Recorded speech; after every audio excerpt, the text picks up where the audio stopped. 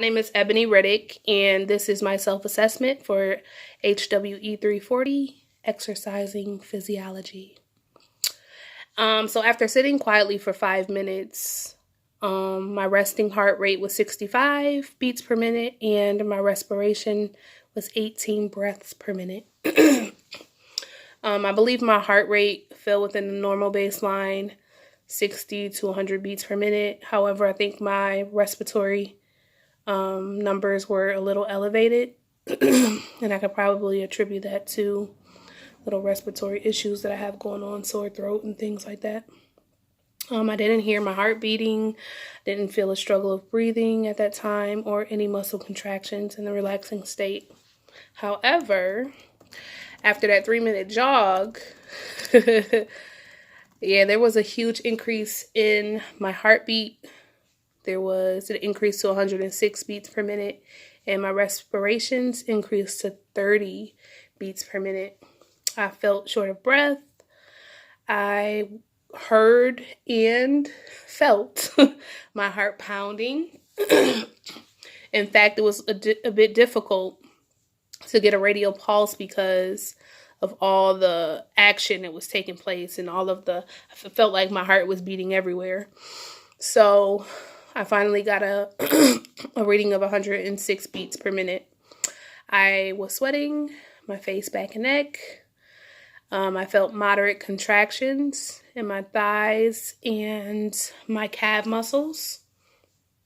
Yeah, so that's after jogging. Now, on to chronic adaptations. The 3 chronic adaptations for the cardiovascular system are increased stroke volume, increased cardiac output, and larger left ventricle.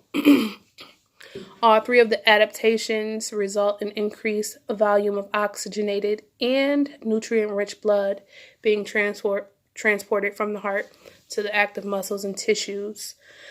I think these adaptations are beneficial because over time they will help with prolonged activity, helps to build a capacity for endurance.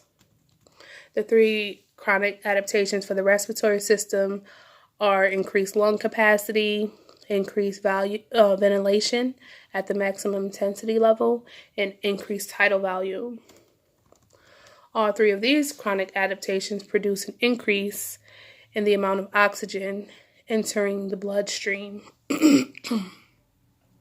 The greater amount of oxygen that's in the bloodstream is the greater amount of oxygen that can be used by the muscles, which provides a greater opportunity to maintain activity during endurance activities such as running or jogging. 3 chronic adaptations for the neuromuscular system are increased strength, increased muscle volume, and increased maximum force.